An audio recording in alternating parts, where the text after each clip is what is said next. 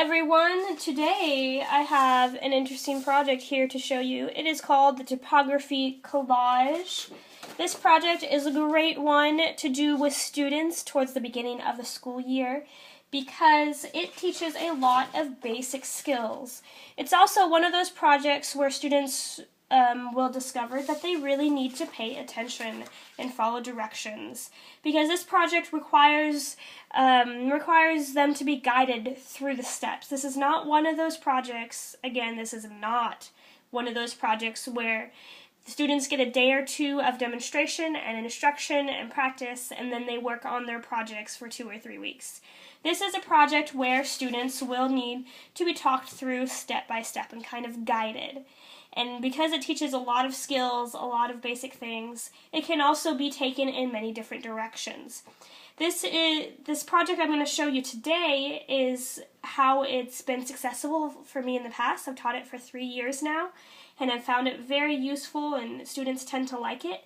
But you can do it in a lot of different ways. Each step can be taken in different directions.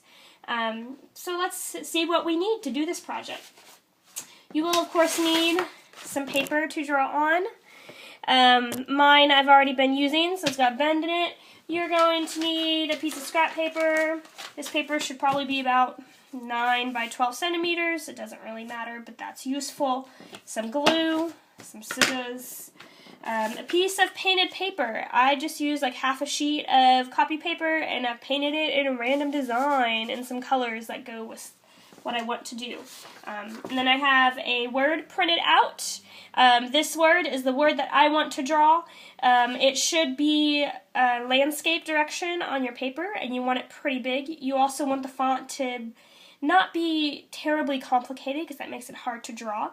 You are also going to need a pencil and a ruler.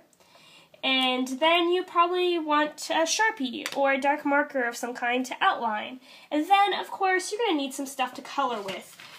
So I like to use markers, color pencils, and sometimes crayons.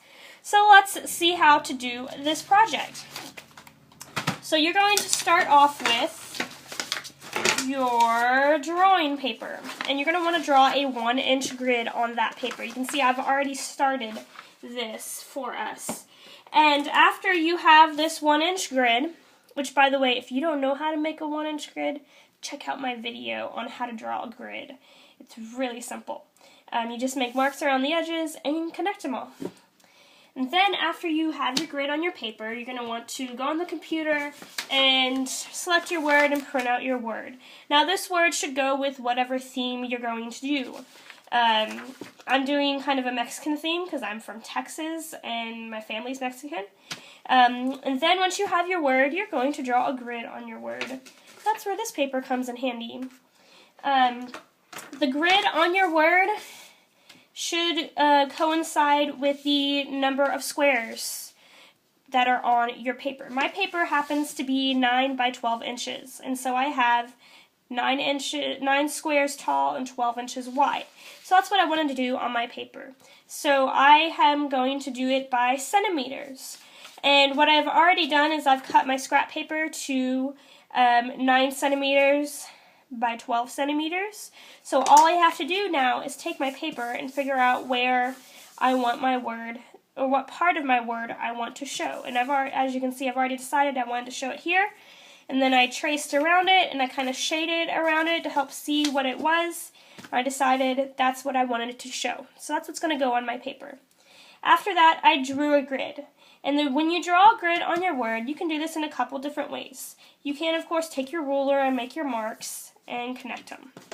But the way I've found more successful is to go ahead and make the marks on this paper. And you can do this for your students if you want. Is go ahead and have papers that are already marked. So all they have to do is kind of line it up, make the marks from the dots that are on there. Some of the dots might be a little faded, and if kids have trouble with this, you can, of course, help them. And then once you have all of your dots, you can now take your ruler and connect them. You can see I've already done that. From there, you will want to draw your word. You can see I've already started drawing it. And to draw it, you're going to use the grid enlargement method. And the grid enlargement method requires us to look at each square and to just find the corresponding square on our paper and to draw it. As you can see here, I've kind of gone off a little bit because there's 1, 2, 3, 4, 5, and then the bottom of the letter, and I have 1, 2, 3 in the bottom of the letter. So something may have gone wrong when I drew the grid on here, but that's okay. It's still going to look cool. It's still going to have that zoomed in effect of the project. It's just not going to show everything I originally chose. So right now I have this little end of the M, and I'm going to draw the next part, and then I'll move on to the next step. You will, of course, want to draw everything on your paper before you move on to the next step. So right here I have 1, 2, and then the edge of the letter, the other end of the letter, and then now I'm going to start drawing in this M, and it starts about right there, so I'm going to mark that on that square, and then it goes angled down, and I like to mark the end of the line, which is way down in line over here. And so that is looks like it's about right here. It's almost in line with the bottom of that letter. And so then what I can do is I could follow along in each square, but that's a little tough. So I like to connect it, and then I can go back over and kind of change up my other lines a little bit. And at this point, I'm not going to worry about erasing because that's going to take some time, and we're going to erase the grid later. Okay, so then you would just keep going and following all the squares until you have your whole letter drawn. We're going to pretend I have my whole letter drawn. Okay, from here, you're going to want to go over your lines with a Sharpie or with a marker, something that can't be erased. And if you hear some weird noises, my blinds are closing. So I'm going to go ahead and go over this. And the reason why we want it to not be able to be erased is because we're going to erase the grid next. So I'm going to go over this part. There we go. And I forgot my eraser. Oh no! Let me grab my eraser. Where's my eraser? Da, da, da, da. Ta-da! Ta-da! I have my eraser. Okay, so I'm going to continue and pretend like everything's done on my paper. And I'm just going to work on this corner. So I now have my letter outlined, and we don't need our grid anymore. The next step is to color our background.